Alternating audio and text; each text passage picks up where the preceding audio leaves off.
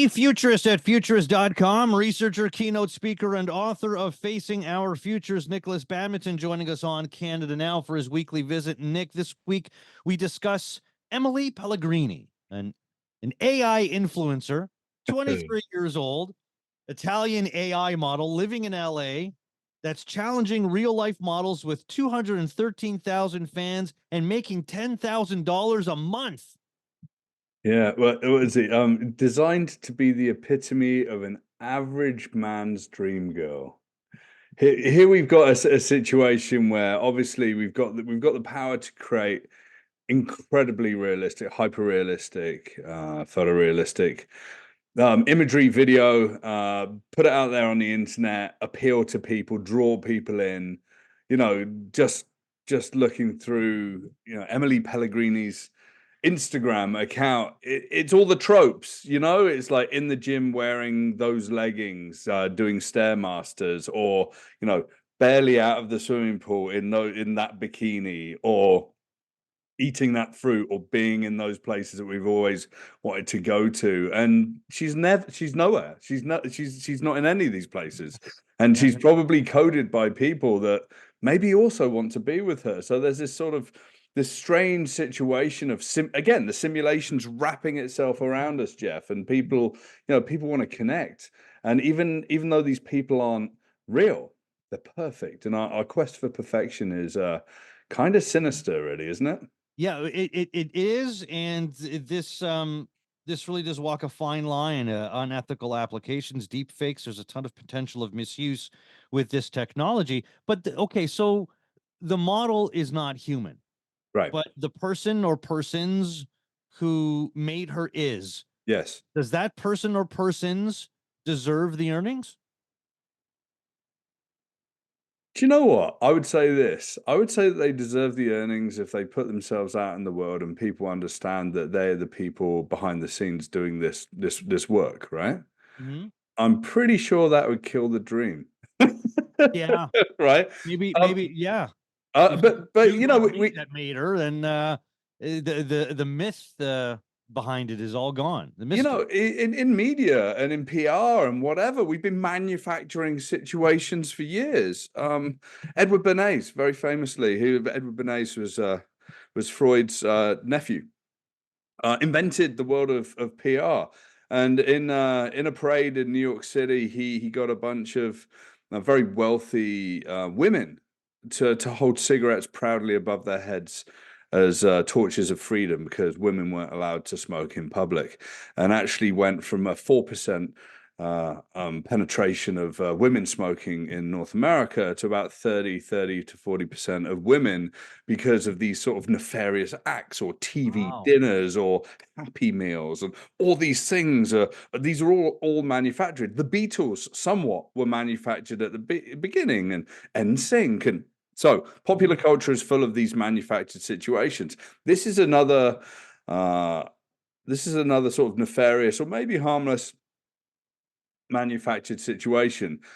But because this person isn't real, no one's talking to her, right? There might be printed interviews, and eventually they might find voice actors, right? We've got a situation where it's the same old strategy of influencing people to relieve them of their cash. There are people that are trying to talk to her. There are people that are trying to date her. There are billionaires, and there are athletes that have asked her out on dates. Yeah, well, you can't legislate for stupidity, hey, Jeff.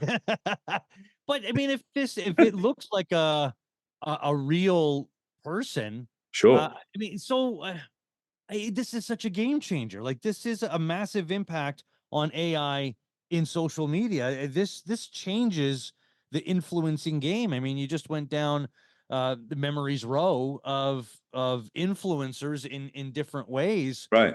This totally changes the game moving forward. Yeah, I mean, this has been done before. I mean, I think the first person I saw was someone called Michaela, and I think she came out about 5 or 6 years ago.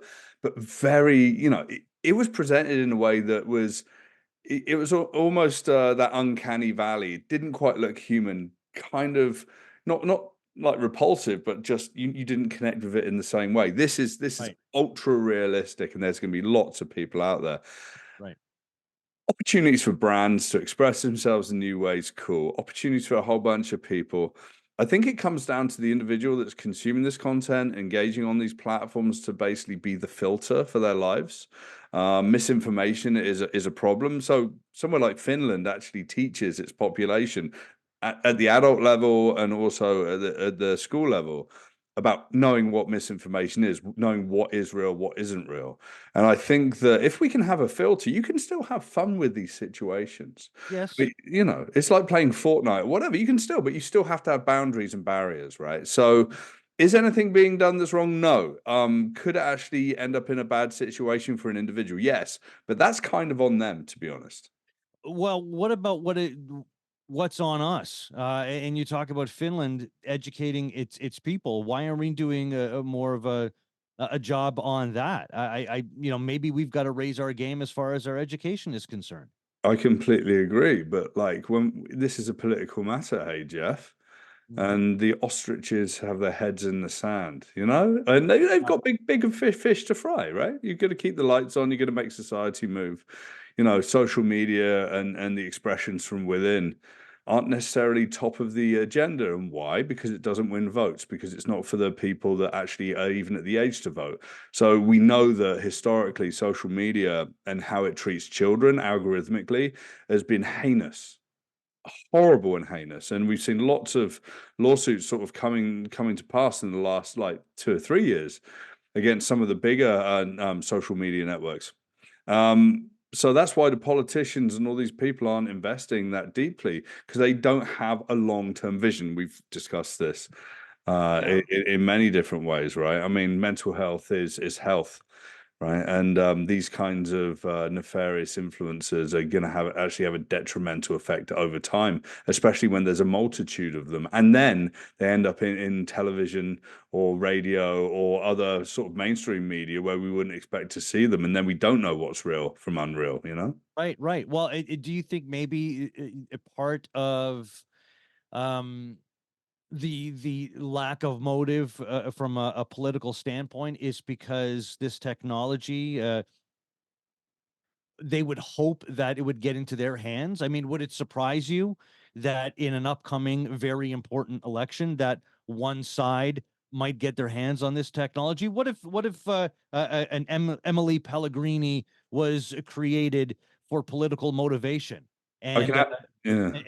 this influencer, this type of AI influencer could influence an election? Vote for so and so. I did.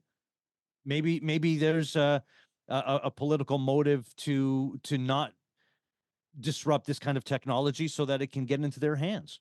I absolutely guarantee that platforms, you know, generative artificial intelligence platforms, visual, audio, and textual sort of outputs are going to be used in a multimodal way to influence thinking around this election. This, this is the sharp end of the spear, Jeff. Are we going to see people like that? Yeah, it's absolutely. So this is a signal that's incredibly strong. There's going to be a trend of virtual influencers that are going to be used for, you know, by bad actors to basically seep out into the world. I mean, just recently, the last 6 months on LinkedIn, I get random people saying, "Hey, I just found you on LinkedIn. You look really interested. Can we connect?" There's this constant grift and phishing and heinous sort of attack on people, right? It's tiring, right? Yeah.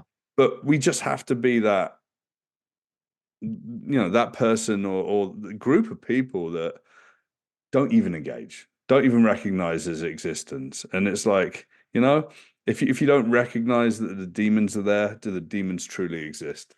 Totally. It's really changed the way we've behaved, right? Like Right, I equate it to and I think Jerry Seinfeld did a bit about this, and I was talking about this on the air actually the other day, where when the doorbell would ring, back when we were kids, Nick, when the doorbell would ring, everybody would run to the front door because they couldn't wait to see who it was. right. Now, when somebody rings the doorbell, everybody hides. Don't put on any lights. Don't make any moves. Don't make any sounds. We Yeah, don't want to know who's knocking at the door. Well, same thing with social media or yeah, or electronically. If anybody's knocking on your door, you're like, well, who is it? Who yeah. is it? We don't even pick up the phone to answer it anymore, right? Don't. No. No, unless That's it. Nick, unless you text me and say I'm about to call you, I'm Yeah, not. Chances are I'm not going to answer it. that's right. protocols for a modern paranoid world, Jeff. Here we go. Like, double down. Like, I hate what I've become, Nick. I hate what I've become. Chic Futurist at Futurist.com, researcher, keynote speaker, author of Facing Our Futures, Nikolas Badminton. Nick, appreciate it, pal. Thank you. We'll talk again next week. Yeah, see you in the Matrix, Jeff. I'll see you there.